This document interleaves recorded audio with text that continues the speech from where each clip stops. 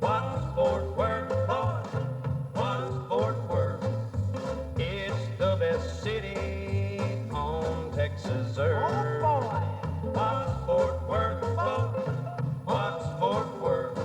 It's worth the world. Both papers devoted unlimited space to heralding the event. The Star-Telegram headline read, "First Living Museum of Old West Built Here."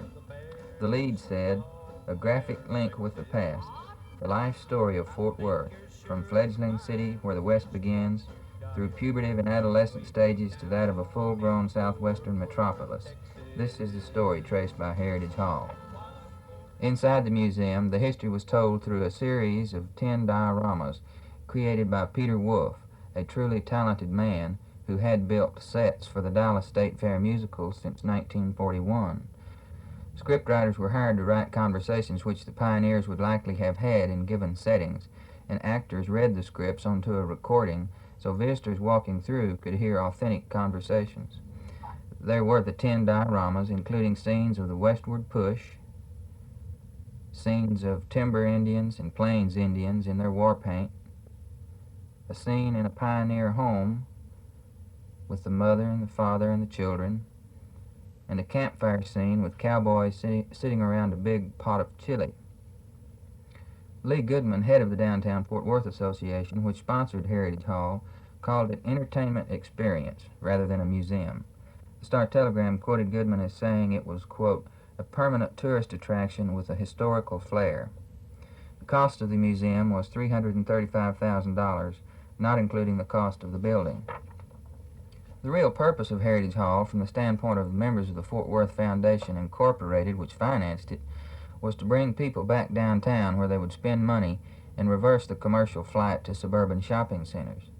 What was overlooked, or not considered, was the fact that what was driving business out of downtown was lack of parking, and that lack would remain the same no matter how magnetic Heritage Hall became. So, after 5 years, the Fort Worth Foundation has put the building, which is the old Crest building abandoned for a better site, on the sale block. They're asking $15,000 for their equity, plus assuming the debt on the mortgage, $235,000 at 6% interest. I talked to Mrs. Whitman about how business has been these last 5 years. She has been the director for the last 3 years. They had hoped when they built this that there would be a flow of traffic from the convention center. And of course, people just don't walk up this far. People who stay at the hotel maybe come up here, but we find that we have more out-of-town visitors and even out-of-country visitors than we have Fort Worth visitors. There are many, many Fort Worth people who have never been to Heritage Hall, which I think is a mistake on their parts. Yeah. They should come downtown and see it.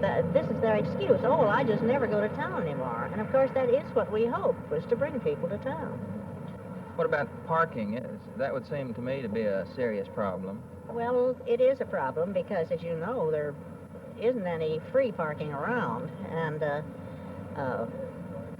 lots and spaces on the street are not easy. Well, they can always get in the lots, but that's a little expensive, and spaces on the street are hard to find. And I think the parking does have a big drawback. It's $1 for adults and 50 cents for children 12 and under. If they're 3 years, we don't pay, or under, we don't charge for them.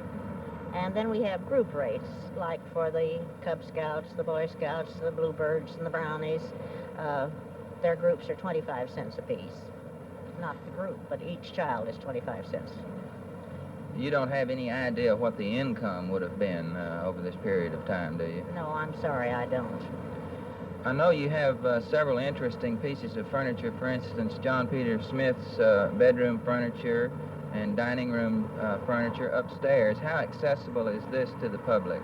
Well, anytime that anybody wants to see it, we're just happy to take them up there. Because of the elevator not being automatic, we can't allow just anyone to get in and go up there. They wouldn't want to anyway. And so we have to take them when they go, but we're glad to show it to anyone who wants to see it. What about the displays themselves? Have they held up all right through the years? Pretty well. There are a couple of them that need some repair work done on them.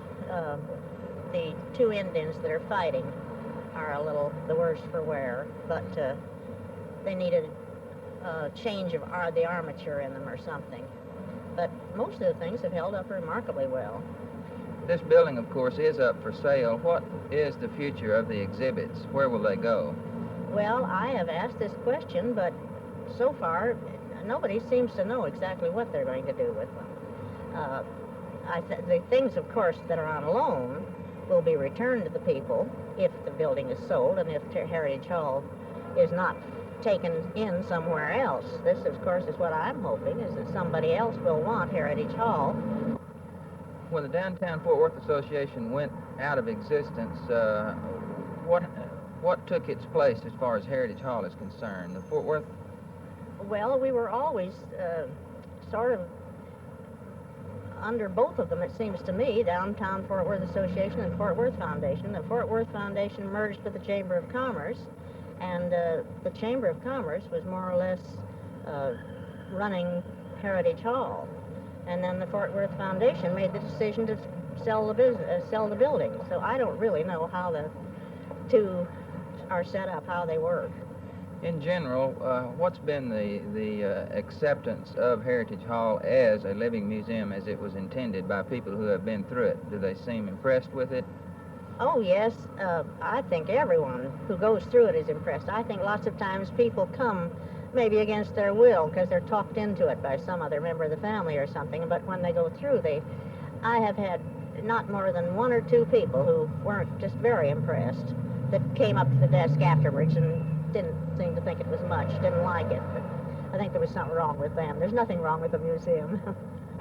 Fort Worth Hall.